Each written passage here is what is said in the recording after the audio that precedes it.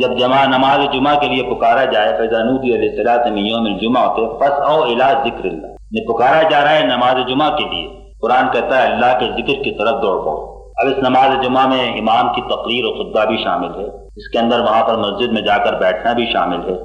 اس کے اندر پوری نماز بھی شامل ہے، اس سب کو اس نے ایک ذکر اللہ کے لفظ سے تعبیر کر دیا۔ اور جب نماز ختم ہو جائے تو پھر زمین میں پھیل جاؤ، پھر اللہ کو یاد کرو۔ وہ مسجد کے اندر ہی ذکر نہیں تھا بلکہ مسجد کے باہر کی پوری زندگی جو ہے وہ بھی ذکر ہے۔ اور یہ بہت بالکل واضح طور پر بتاتا ہے کہ ذکر جو ہے وہ مسجد کے اندر بھی اور باہر بھی ہر جگہ جو کچھ ہے وہ ذکر ہے۔ جہاد اور دعوت کے لیے جو اس نے ذکر کا لفظ استعمال کیا ہے، تو اگر آپ صرف اسی آیت کے اوپر غور کریں کہ فَاذْكُرُونِي أَذْكُرْكُمْ وَاشْكُرُوا لِي وَلَا تَكْفُرُونِ، تم مجھے یاد کرو تو میں تمہیں یاد کروں گا، اور میرا شکر کرو ناشکری نہ کرو، یہ آیت جس سیاق و سباق میں آئی ہے وہ شہادت حق کا سیاق و سباق۔ سورہ بقرہ کے بیچ میں دوسرے پارے کے شروع میں پہلے تو اللہ تعالیٰ نے یہ بتایا کہ ہم نے اب تم کو امت وسط بنایا ہے تاکہ تم لوگوں پر گواہ بن کر کھڑو۔ پھر آگے بتاتا ہے کہ قبلہ ہم نے بدل دیا۔ اب یہ قبلہ جو ہے دراصل یہ اس بات کی علامت ہے کہ آئندہ یہ منصب شہادت حق جو ہے اس امت مسلمہ کے سپرد ہو رہا ہے۔ اس کے بعد پھر اس نے بیچ میں اس آیت کو لا کر فٹ کیا کہ مجھے یاد کرو تو میں تمہیں یاد کروں گا، اور میرا شکر کرو تو میں اور ناشکری نہ کرو۔ اور پھر فوراً صبر و صلاۃ سے استعانت کی تلقین کی، وَاسْتَعِینُوا بِالصَّبْرِ وَالصَّلَاةِ، جو اللہ کی راہ میں مارے جائیں ان کو مردہ نہ کہو، گویا یہ مرحلہ بھی آنے والا ہے، اور ہم تم کو آزمائیں گے نقصان سے، جان کے اور مال کے اور کھیتی کے اور باڑی کے۔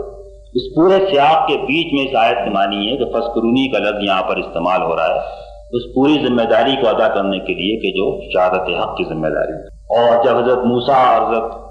ہارون فرعون کے دربار میں گئے تو انہوں نے بھی اپنے مشن کے لیے یہی لفظ استعمال کیے کہ نسبحک کثیرا ونذکرک کثیرا، تاکہ ہم کثرت سے آپ کی تسبیح کریں اور کثرت سے آپ کو یاد رکھیں۔ اور سورہ مزمل میں جب اللہ تعالیٰ نے حضور کو حکم دیا کہ راتوں کو کھڑے رہو اور قیام کرو، قرآن کی تلاوت کرو، آدھی رات اس سے کم اس سے زیادہ، تو ماں فرمایا إِنَّ لَكَ فِي النَّهَارِ سَبْحًا طَوِيلًا، اور دن میں تمہارے لیے تسبیح کا طویل شغل ہے۔ تو دن کا شغل آپ کا کیا تھا اس کے علاوہ کہ آپ دعوت اللہ کا کام کرتے تھے، تو اس کو بھی قرآن نے تسبیح کے لفظ سے تعبیر کیا ہے۔ اس لحاظ سے جو آدمی بھی غور کرے گا وہ اس بات کو پا لے گا کہ ذکر کے اندر دل کا بھی دھیان شامل ہے، زبان سے بھی الفاظ کا اظہار ہے، عمل سے اس کے احکام کی اطاعت بھی ہے، اور ان احکام کی اطاعت میں دعوت اور جہاد اور شہادت حق کا کام بھی اسی کے اندر شامل ہوتا ہے۔ اسی لیے ذکر کے لیے انفرادی ذکر کی بھی ہدایت ہے اور اجتماعی ذکر کی بھی۔ ذکر کے حلقوں کے بارے میں لوگ بڑی مختلف رائے رکھتے ہیں، لیکن اجتماعی ذکر کی صورت نماز باجماعت نہیں ہے تو پھر اور کیا ہے؟ نماز باجماعت ذکر اجتماعی کا حلقہ ہے جہاں پر جہری ذکر ہوتا ہے،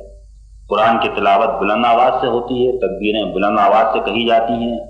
سارے لوگ جماعت سب باندھ کر موجود ہوتے ہیں، امام آگے ہوتا ہے۔ اور اگر ہم نماز کو ذکر کہیں تو یہ ذکر کا حلقہ ہے کہ جہاں پر ذکر ہوتا ہے۔ ذکر کے جو حلقے لوگوں نے بعد میں بنا لیے ہیں وہ الگ ہے، لیکن احادیث میں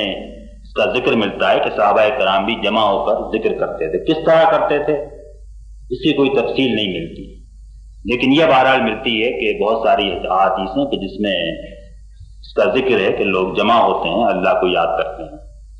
دو حدیثیں تو بہت واضح ہیں۔ ایک حدیث وہ ہے جس میں کہا گیا ہے کہ جہاں لوگ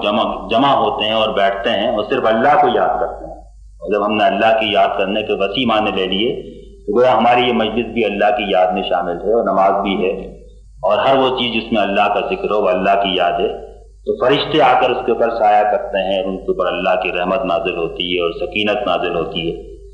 اور اسی طریقے سے اور بھی احادیث ہیں کہ اللہ کے فرشتے راستوں میں تلاش کرتے پھرتے ہیں کہ کون لوگ ہیں کہ جو اس کا ذکر کر رہے ہیں، اور جب دیکھتے ہیں کچھ لوگ کہیں پر جمع ہیں اور اس کو یاد کر رہے ہیں تو پکارتے ہیں ہلموا الی حاجتکم، آؤ یہی تو ہم تلاش کر رہے تھے۔